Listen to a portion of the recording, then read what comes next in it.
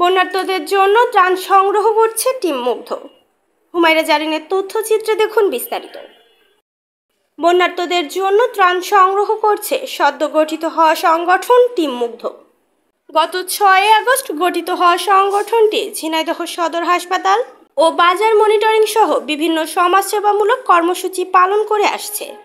এরই ধারাবাহিকতায় গত 23, 24 ও 25 তারিখ ঝিনাইদহ সদর উপজেলার বিভিন্ন স্থানে গিয়ে বন্যার্তদের সাহায্যের জন্য প্রায় 5 লক্ষ টাকা নগদ অর্থ, শুকনা খাবার ও কাপড় সংগ্রহ করেছে। টিমটি প্রায় 300 পরিবারের জন্য ত্রাণের ব্যবস্থা করতে সক্ষম হয়েছে। গত বুধবার মধ্যরাতে টিম মুগ্ধের 7 জন সদস্য ট্রাকযোগে ফেনীর উদ্দেশ্যে রওনা হয়েছেন। Humaira Zarin, BGTV news.